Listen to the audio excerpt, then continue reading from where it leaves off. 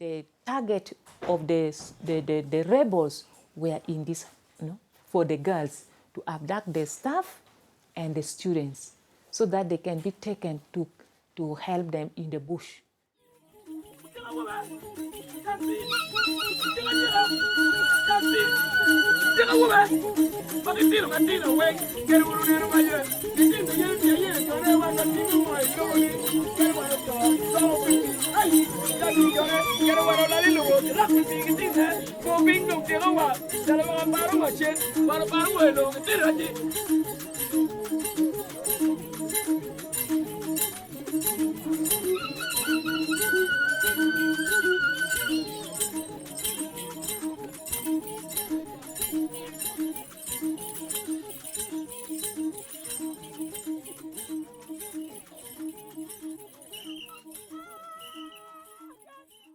There are so many children, street children in Uganda because of inequality.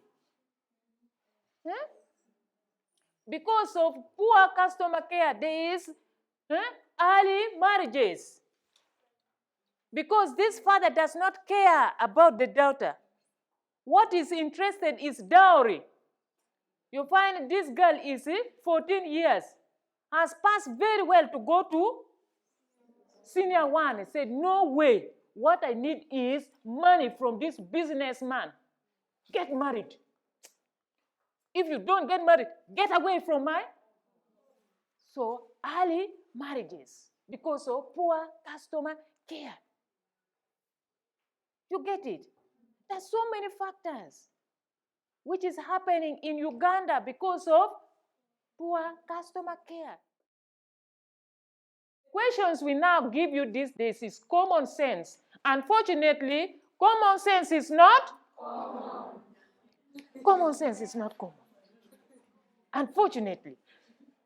So we are not giving you these days questions from books.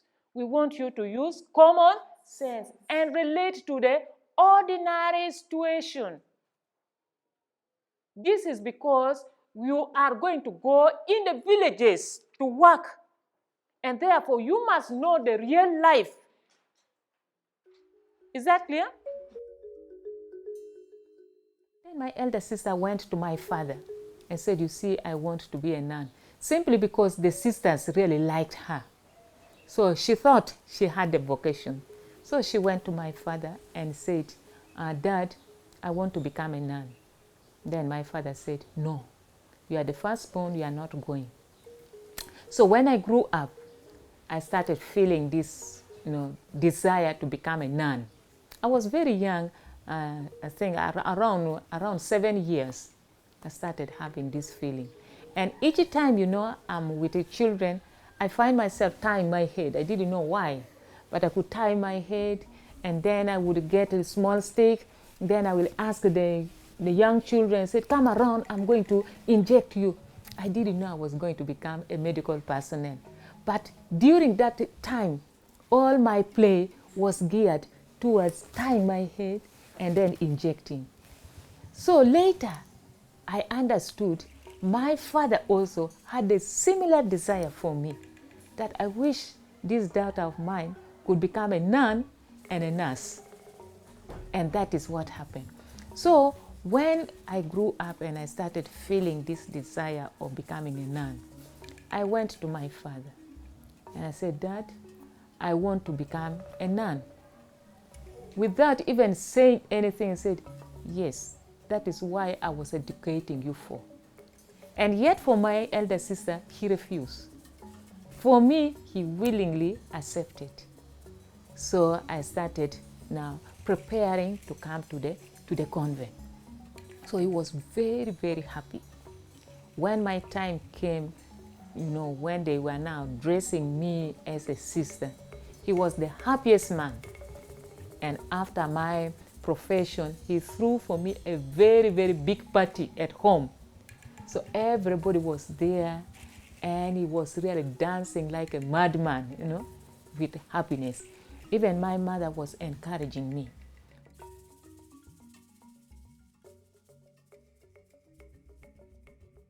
Each time you deliver this baby, Oh, sorry. Where is a senior? You don't have. Now, when you deliver a mother, this is when you start.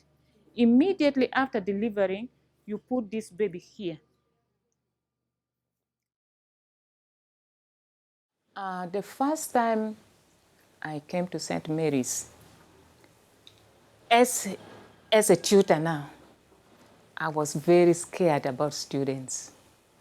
Because some of the students, you see, all along, they had been working with sisters who were from abroad, the whites, Comboni, and then one was from Italy, one was from UK. So looking at the sisters, they were all nun.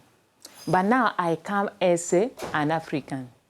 So there was that kind of, I would say, despise, What will this African sister do? And I remember one time they even told me off, what can this little sister do? So somehow I was scared. But then I gained confidence in myself. I said, well, the fact that I am an African does not mean that I do not know what to do. And moreover, these are Africans like myself. So it's a matter of being confident and delivering the skills I've learned from the school. But the first time, I was a bit nervous. So slowly I started gaining confidence. And I gained confidence because of the good relationship I had with my fellow staff. They were very, very supportive. But now, more also was when now I was left alone as the head of the school, just abruptly like that. It was not easy.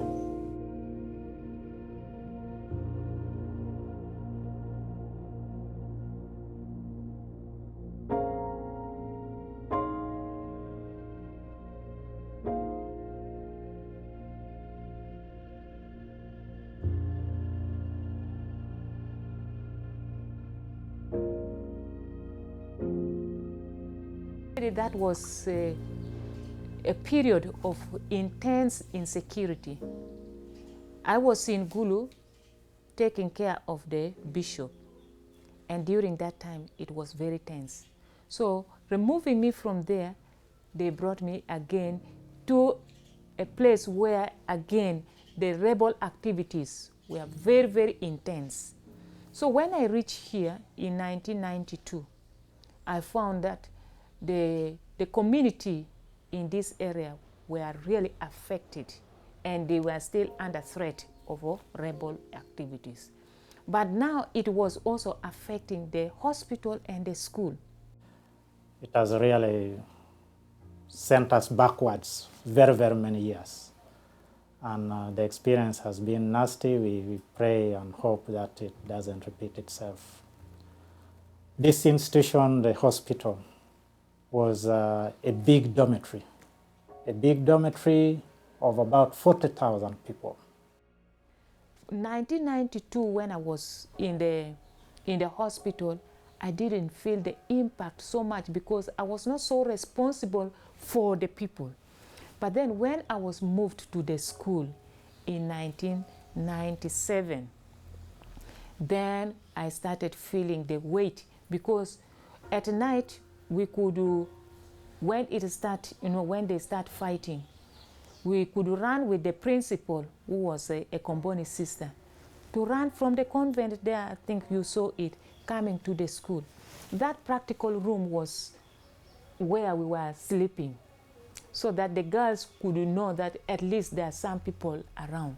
And we would run from, not directly from where you pass going to the other school. We could run through the corridors because of the string bullets. Now the soldiers were all around the hospital because the target of the rebels were in this, for the girls to abduct the staff and the students so that they can be taken to help them in the bush. I was once abducted because We're staying in our home and we're still very young with my little brother and also my mother and other kids and yeah, I think the whole family. Then we were made to carry heavy load. We take it to I don't know the place, though I study science, I don't know the place. So I experienced it. We used to sleep under rain, no other place to sleep in. You go and look for your way out. And when they are to come, not that we are going in group, you run as a person. You save your own life. At times we leave babies, at times we leave your beloved one, and they kill them at the spot. So I can say more. So some of these girls, some of these girls who were abducted, some of them returned. Actually, they were returning bit by bit, not all at the same time. After so many years, then eventually all of them came back. Although some came with children, others came when they were operated and the uterus removed, others completely deformed, but they all came back.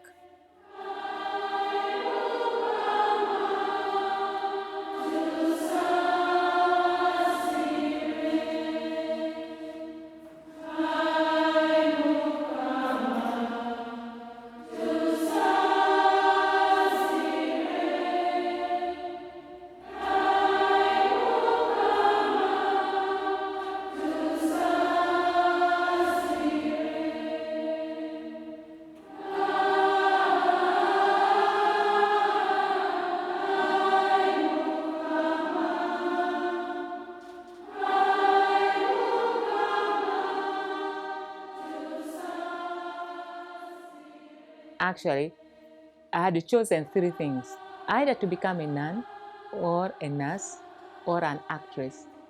Four, or this hostess. Four. So now I have combined two. I'm now a nun and a nurse. So I would have been, if I was not to be a nun, either I was going to be an actress or a hostess, those working in the plane. These are the two things.